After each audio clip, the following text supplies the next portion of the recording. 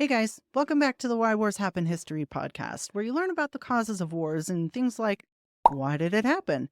Was it inevitable? Who was involved? Sometimes I go back hundreds of years just so we can understand what the hell happened. And if you want to talk more about war, we also have authors, historians, war generals, royalty, actors, filmmakers, a whole bunch of people come on as guests, and we talk about everything about war before, during, and after war. So let's go. Welcome to the Why Wars Happen History podcast, where we have narrated history episodes, and we also have episodes where we sit down with filmmakers, authors, politicians, and historians to talk about wars in history. Today's guest is Justine Firnhaber-Baker, one of the top minds of medieval France. I'm very excited to have her here today. And she's also someone who's made a career out of digging into the messy, violent, fascinating world of power in medieval France. And she is a professor at the University of St. Andrews and has a PhD from Harvard. And she's also the author of today's book, House of Lilies, The Dynasty That Made Medieval France. Justine, thank you so much for joining us today. Thanks so much for asking me. Delighted to be here. Yeah, so who doesn't love talking about medieval times and medieval wars? And this is going to be awesome. So, just for our listeners here, can you give us a brief overview of what centuries we're looking at and who the major players are? Mhm. Okay, so House of Lilies, the dynasty that made medieval France, is about a royal dynasty called the Capetians who ruled France from 987 to 1328. So it's about 300 years of history, during which all the things that I think people think of as quintessentially medieval, like the Crusades, chivalry, Gothic architecture, all of that comes into being over the course of that of those 300 years. Um, and the Capetian dynasty actually has a hand in making quite a lot of that happen.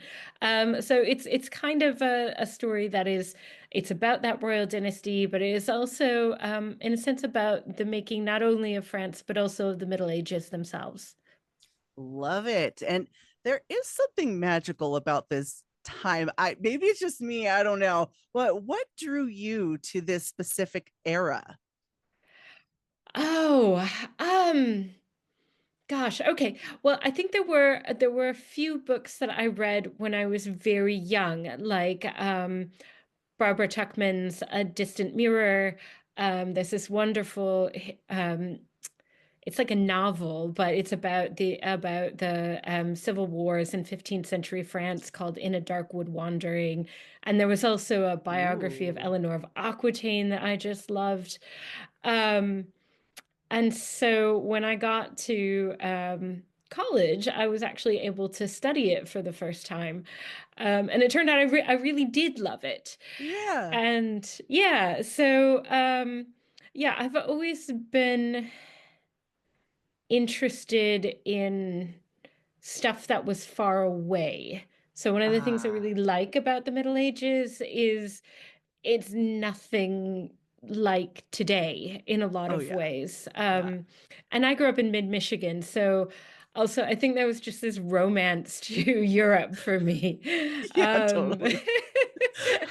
and I've lived in Britain now since 2007.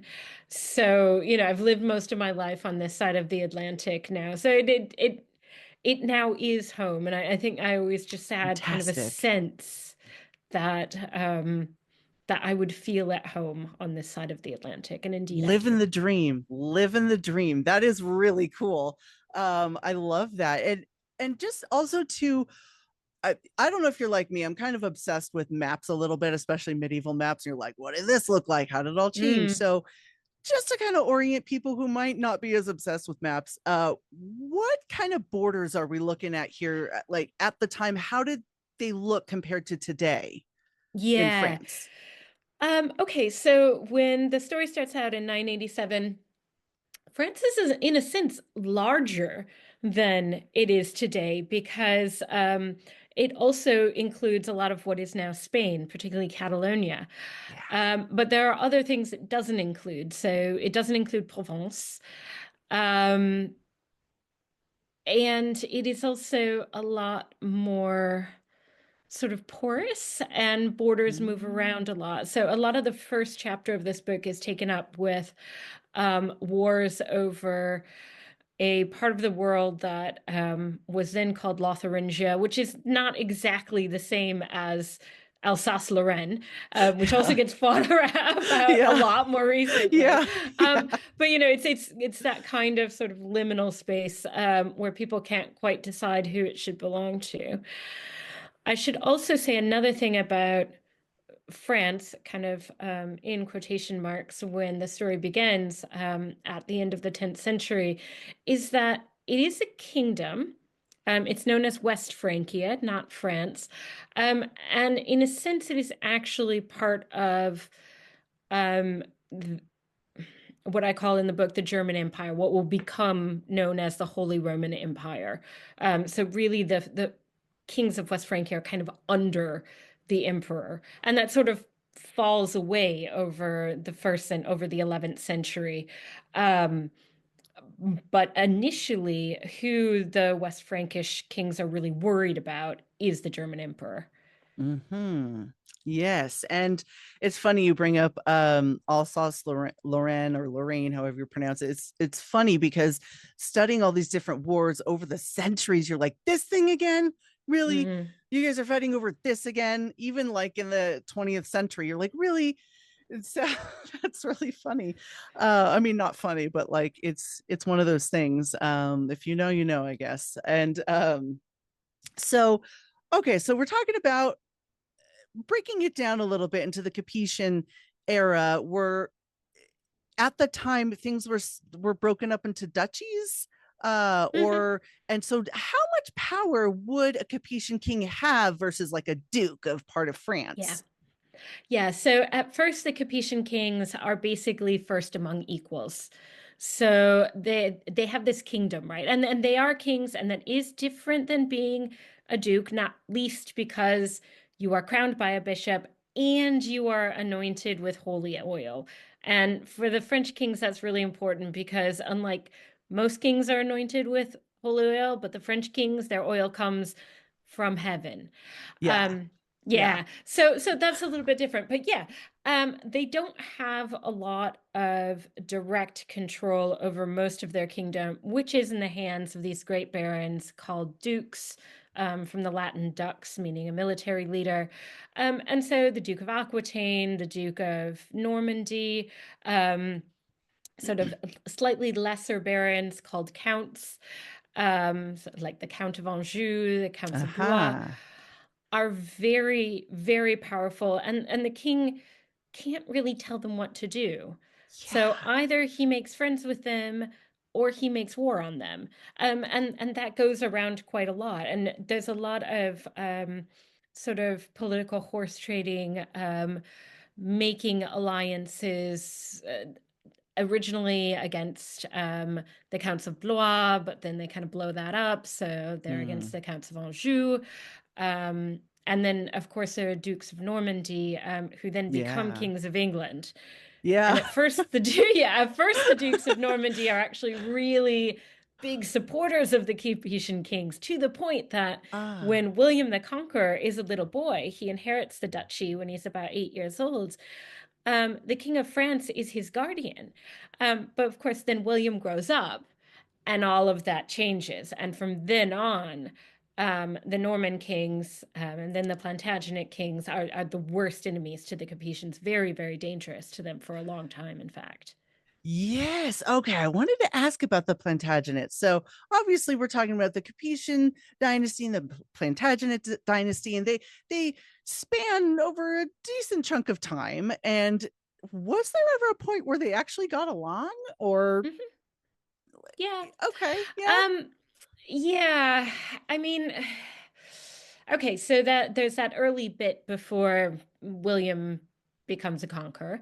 Hmm. Um, but actually at the so one of the points at which that rivalry is at its hottest is the end of the 12th century.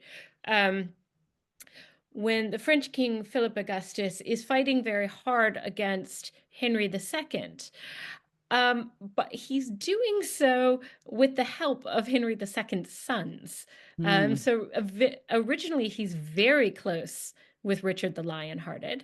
And actually, Richard the Lionhearted's older brother, Geoffrey, is actually buried in Notre Dame because he was Oh. Philip's guest in Paris and he died in a tournament.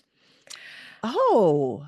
Yeah. So you Wow. know, you Okay. really don't think about that kind of thing, but No. yeah. Wow. That's So pretty cool. yeah. And then so eventually that kind of all goes south, and that King Philip Augustus of France ends up basically destroying the Plantagenet Empire. Mm, All that ends up left to them is Gascony. But his grandson, Louis the Ninth, is married to the sister of the English King Henry the Third's wife. So Louis invites Henry down to Paris at Christmas time, 1259, and they make a treaty of peace between their two kingdoms, where they mm, really put all the war of the last century and a half, more, behind them. And they say, look, Louis says, I'm going to give you more land down in Gascony, mm-hmm. some stuff that you have lost, and that makes it a nice duchy. Um, and you're just going to agree that, look, you hold that land in fee from me. Yeah. And yeah, uh, yeah, Good that deal, I ends up guess. not going so well. Yeah, sounds But in like a good deal. 1259, it looks like it's going to make a lasting peace between the two kingdoms. That only lasts about 30 years, 40 Not, years. not very long. But there is a moment where it looks like that. But then, okay, so then Edward the First makes war. Well, really, it's Philip the Fourth of France who makes war, but Edward, I Mm, mean, has to make war back. yeah. Um, but after that, they make a peace and they marry. Edward the First marries the French king's sister, and they arrange for their children, Isabel and Edward, who have become Edward the Second, to get married. And so Oh, for a disaster. while, But yeah. yes, disaster, total disaster. So for a while in the early 14th century, they seem like they're on the same side. But it's funny because the Peace of Paris leads to the Hundred Years' War because it's that relationship Yes. of the English kings don't really want to be the French king's vassals. Mm. Um, and then the baby who's born of that marriage between Isabel and Edward II is Edward III, and he claims via his mother that Yeah. he should inherit the crown of France when the Capetian line dies out. So these moments Mm. of peace actually, hide within themselves the seeds of war. Yeah, on multiple fronts too. We got the Edward II versus his own wife, and then we've got Wars of the Roses, where everyone's like, "No, I descend from Edward III the most. Mm, No, I do." yeah. So like multiple, and then the Hundred Years' War. That is just absolute chaos and madness. And I wanted so okay, so the Hundred Years' War was really about like a war of who's going to get this throne because this dynasty doesn't have a proper heir in France. Yes or Hmm. no? Yes. Okay. Well, and it So, doesn't well, start out that way. nah, okay. Do you want How me to did tell you it how give it us starts out, give or us a do little you want taste? to Yeah. go on? Give us a Yeah? little Okay. taste. Yeah. Okay, so the war actually starts out in 1337 the way all the previous wars between England and France had started out. It's a feudal conflict. Mm. Um, it partly starts because Edward won't return a fugitive at his court to Philip the Sixth. That also, which he owes him as Philip the Sixth's vassal. You're ringing a bell Um, here. I'm thinking like this all sounding a little familiar. Okay, sorry. Sorry. Um, he also, Edward the Third, also refuses to carry out a sentence that has been decreed in Paris against one of his vassals, which is another thing that if you are somebody's vassal, you're subject to their justice. Mm-hmm. And then, in order to kind of keep poking at Edward, the French King Philip VI had been aiding the Scots against Edward III, which he didn't like. So there were a lot of things Ah, that led yes. up to Philip VI saying, "Okay, fine, look, I'm your feudal lord, and I am confiscating your fief. Gascony, no longer yours," which is basically a declaration of war. Right, right. But it wasn't, so that happens in 1337. The war really starts to get going in 1338. But it's not until 1340 that Edward stands up, and he does this Ah, in what is now Belgium, in the city of Ghent, not even in England, not even in France, hmm. and says, "Actually, you know what? I am the king of France."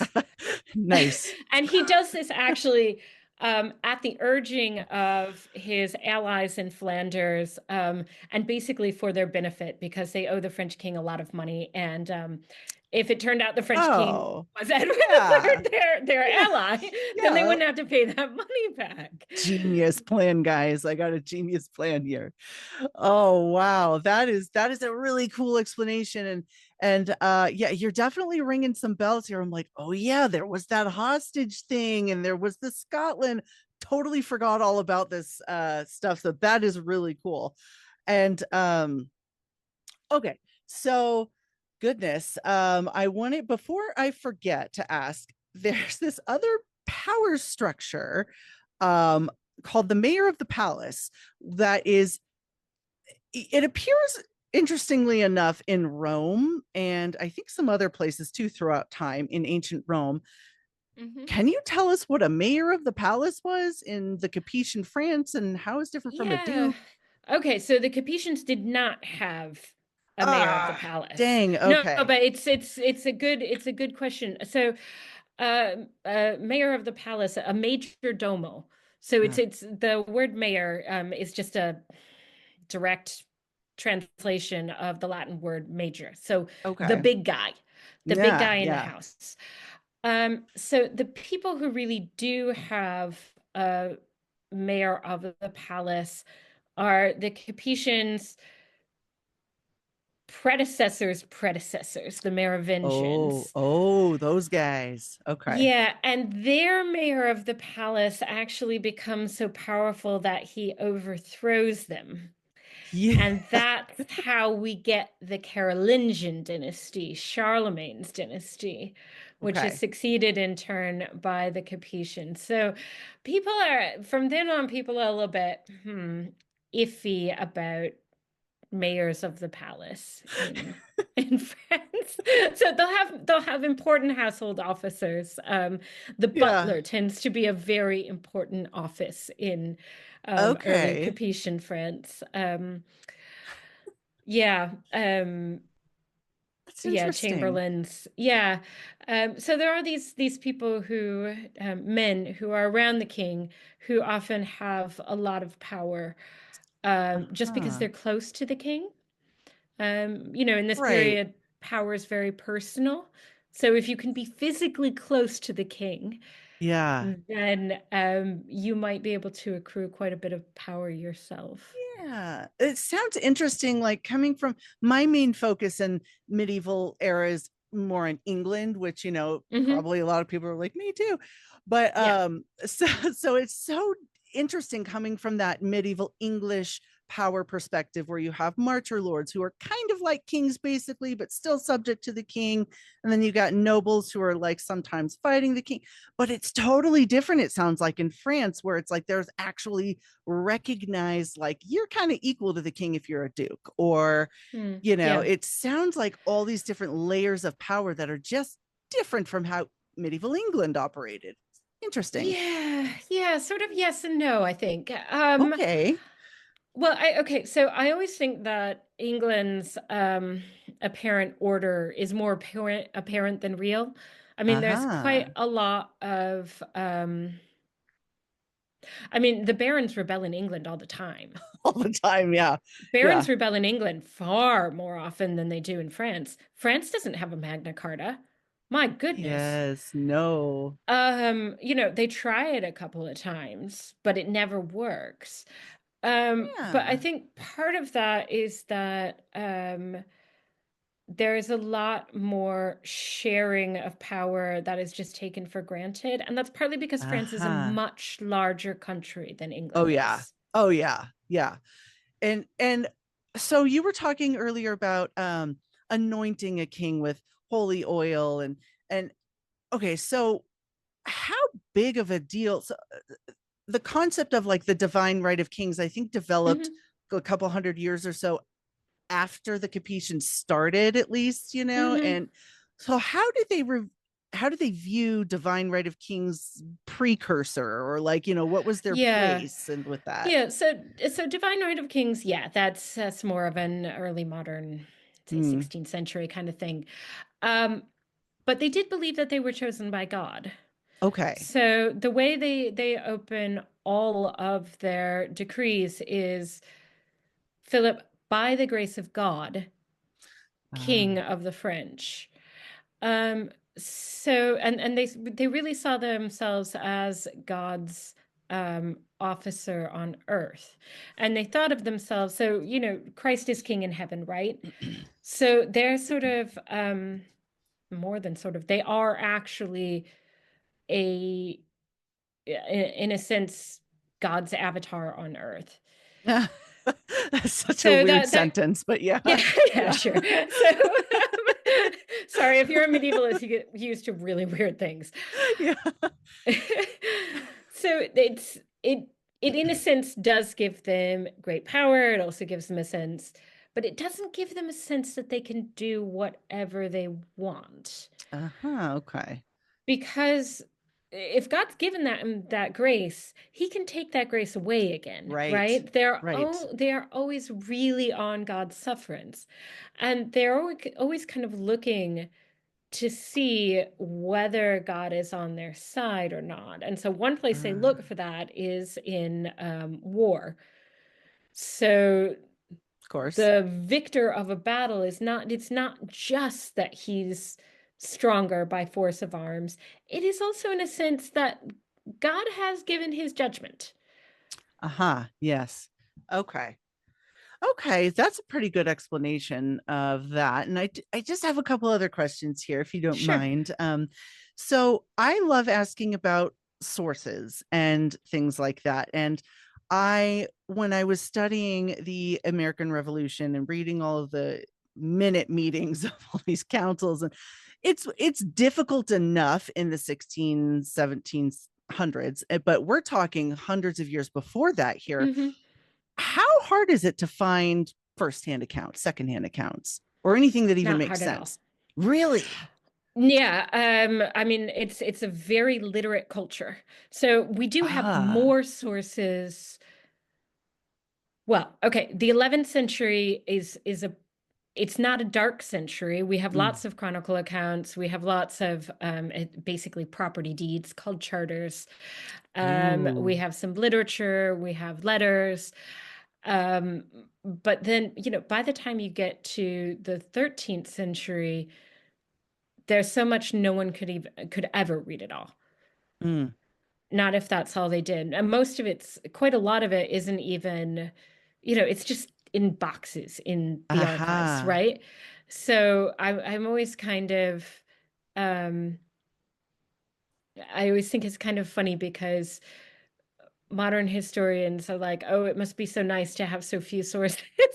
But it kind of doesn't matter because there are a lot fewer sources in comparison with the 19th, 20th century, but there are still so many sources. And then in the 14th century, it Ah. just explodes. That Ah.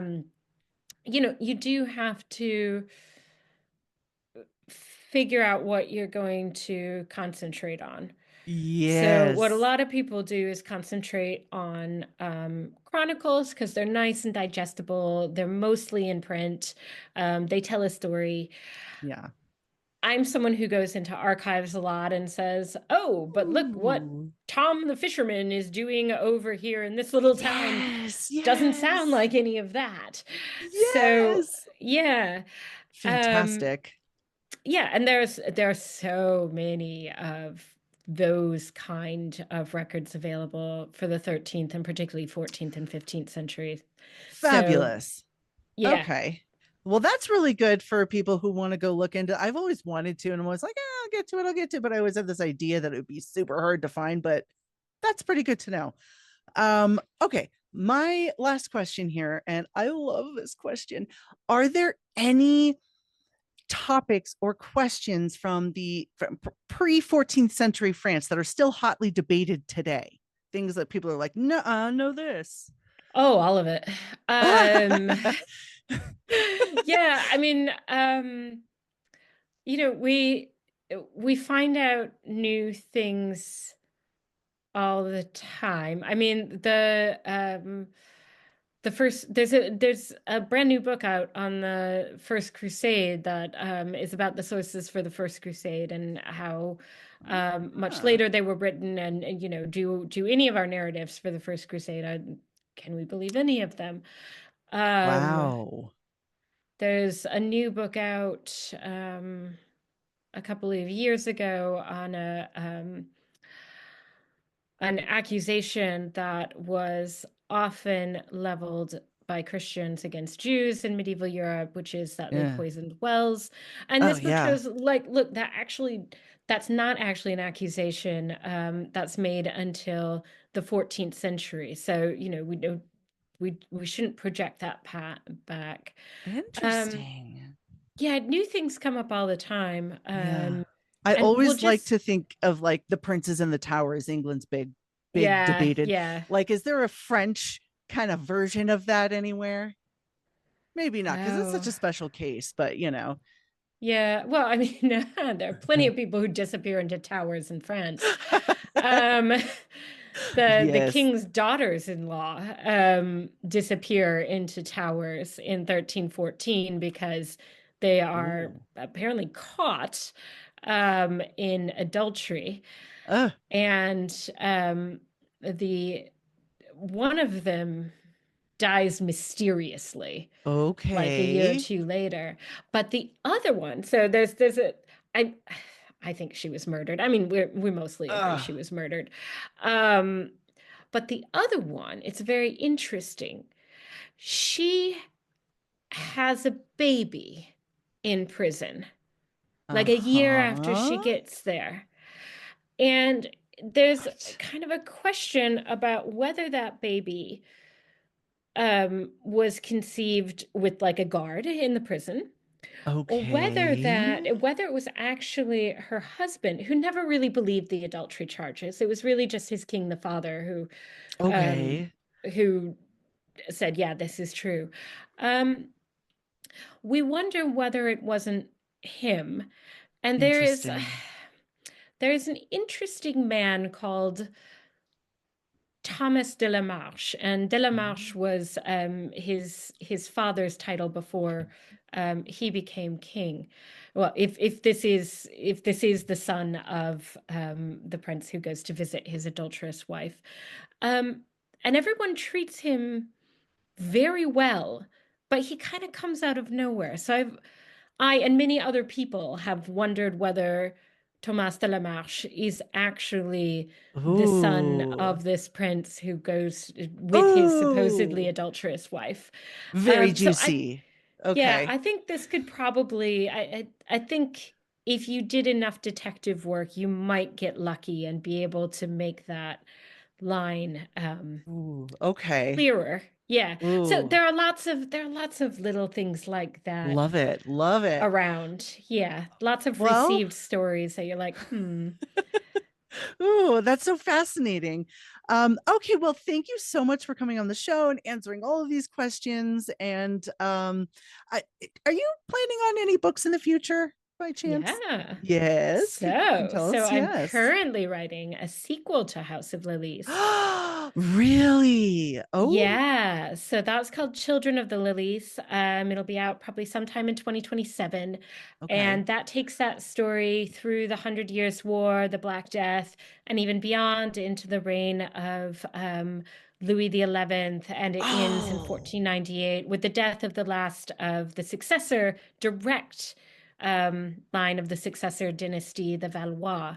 So, Yes. yeah, I'm currently in about Ooh, 1382 with that. About excellent. 1382, I say.